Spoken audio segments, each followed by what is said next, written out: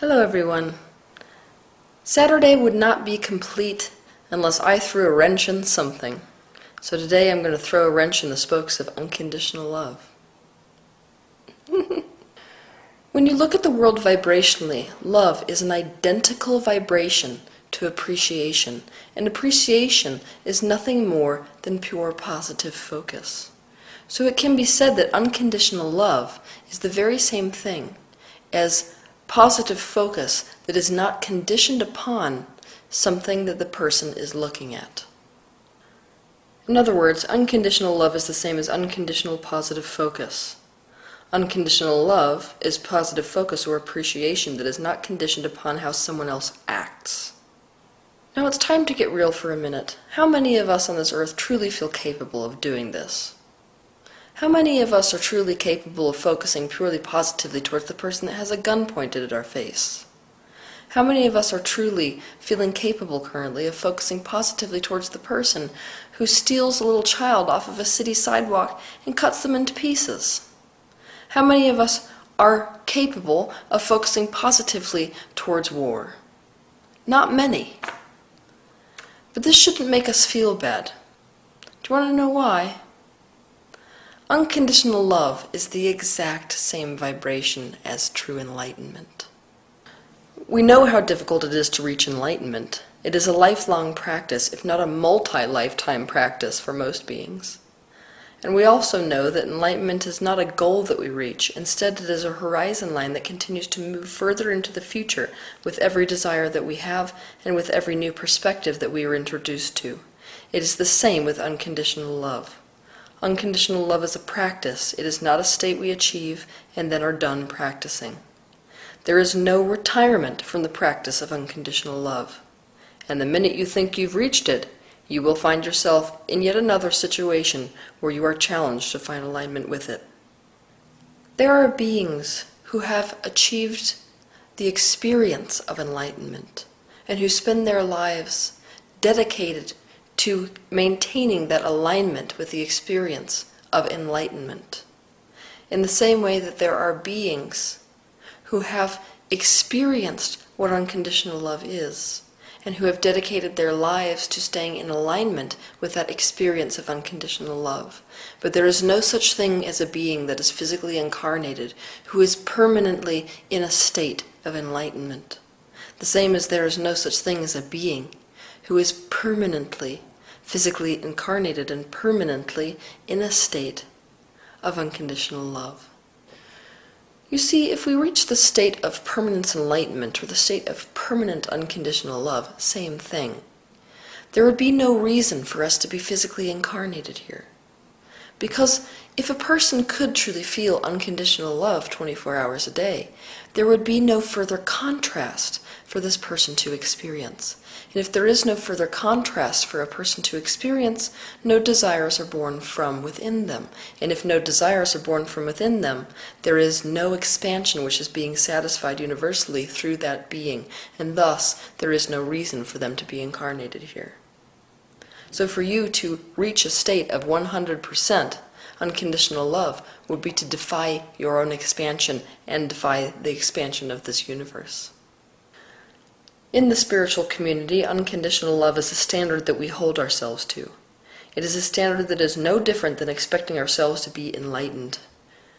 When we are not yet enlightened, asking ourselves to be enlightened is the same as asking ourselves to lie to ourselves in favor of pretending, in favor of acting like we think an enlightened person should act. Asking ourselves, or others, to be unconditionally loving is no different than expecting ourselves to lie to ourselves about how we really feel, and instead act like we think an unconditionally loving person should act. We strip the genuineness out of ourselves and expect ourselves to pretend so we can maintain the lie that we are the spiritual people we think we should be. All the while, we send ourselves a very damaging message. We send ourselves the message that we are not good enough. You cannot lie to yourself no matter how hard you try. Deep inside you know you don't actually feel unconditionally loving and good about another person. But you think a truly spiritual person should feel unconditionally loving, and so even if you go through the motions of appearing to be unconditionally loving, inside you feel like a fraud. You are acutely aware of your own shortcomings. We all maintain the lie that we are unconditionally loving and that we need to be unconditionally loving, when the truth is none of us are unconditionally loving. If we were, we wouldn't be physically incarnated here on planet Earth. It is a perfectly fine practice to dedicate yourself to, but unconditional love cannot be forced, and you cannot talk yourself into being unconditionally loving when you are currently feeling negative emotion towards someone, like fear or guilt or hate. If you feel fear or guilt or hate towards someone, and you say to yourself, "Come on now, be unconditionally loving," all you are doing is shaming yourself into good behavior that is in no way genuine. And guess what? You are further away from unconditional love if you do that than if you would just let yourself be in a place of fear, guilt, or hate relative to that person. So how do we become unconditionally loving? The first step is to admit to ourselves and to own up to the fact that unconditional love is the exact same thing as enlightenment. Why is this? Enlightenment is the state of pure alignment with source energy, so as to own, so as to share source perspective. That means that the perspective you hold when you are perfectly in alignment with source energy is source perspective. And source perspective is the most objective of all perspectives. The reason is, it is the collective of all perspectives which have ever been held or are held currently.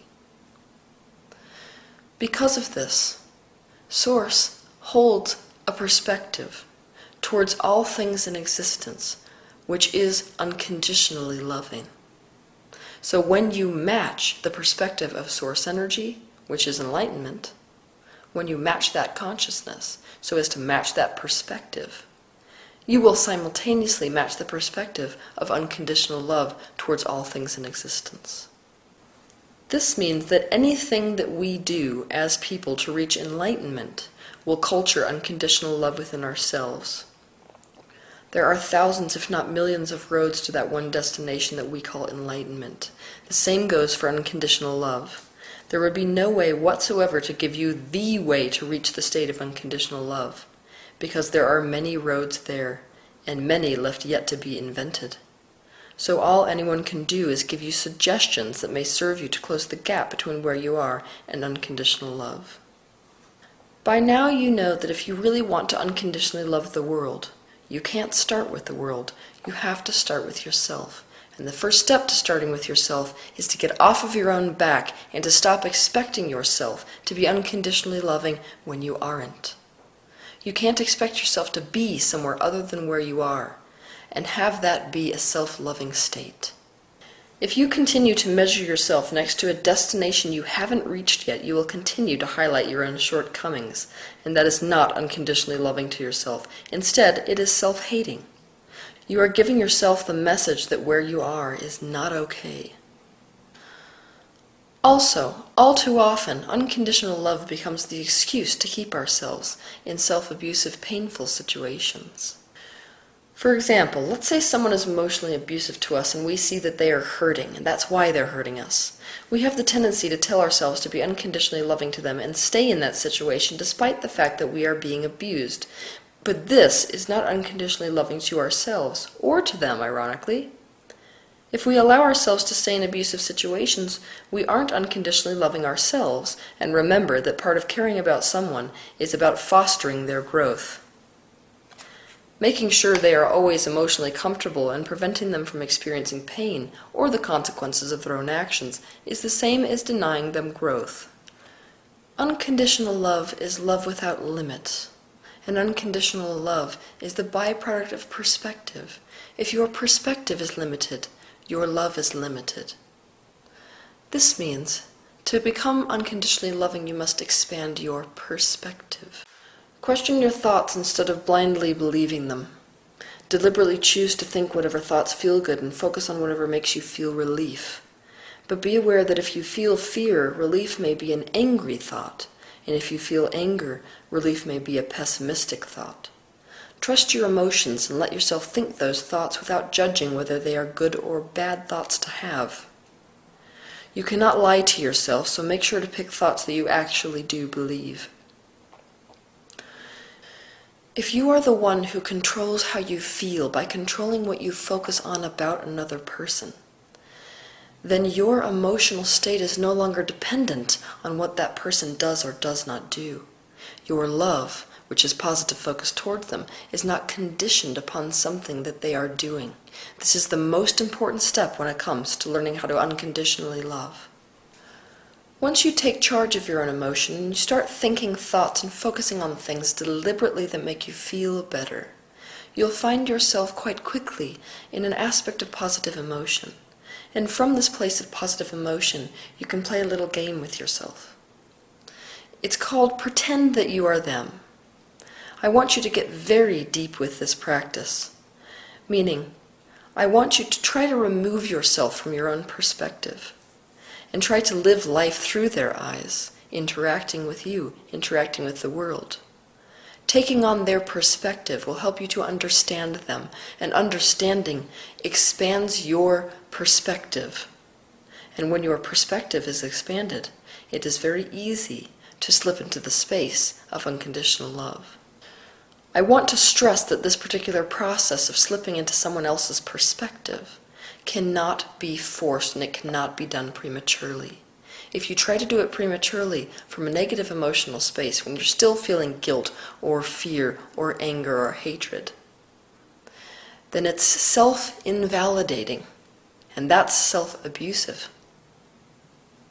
Next, we must learn the art of detachment. Detachment does not mean to stop caring about another person. It means to detach your happiness from the other person so that their actions aren't affecting the way that you feel. It's to take responsibility for how you feel, to remove that responsibility from the other person or from the external world. If we are attached to the outcome of someone, or if we are attached to them behaving in one way or another, we are now unable to be unconditionally loving. Our positive focus now depends on them. Our love, which is no different than pure appreciative focus, is now conditional upon how they behave. If you are attached to them, it is a parasitic relationship. And yes, before you start feeling bad about this, most current human relationships are parasitic. If you are attached to them, it becomes important to control the other person and how they act so that you can be happy. If they must change to make you happy, you don't unconditionally love them.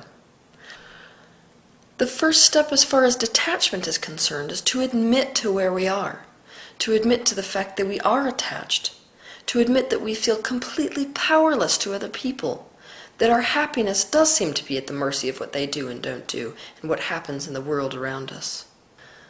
Learning detachment is a lifelong practice, but I promise you, the more you detach, the more you will love.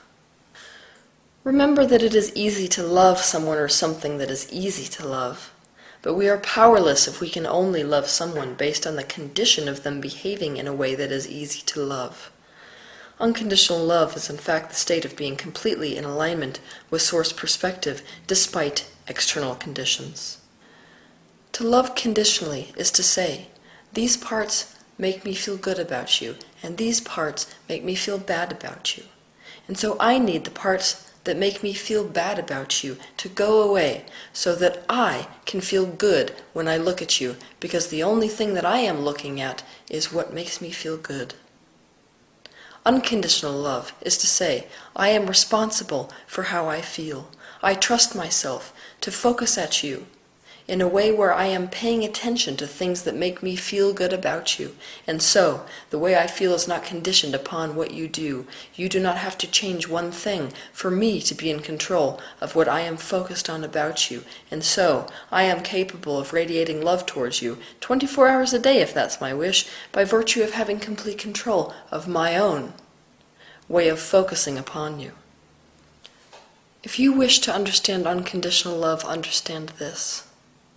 It is the process of understanding that you are capable of loving regardless of the condition that you're looking at. And we must realize not only are we capable of feeling love regardless of the condition, we are love regardless of the condition.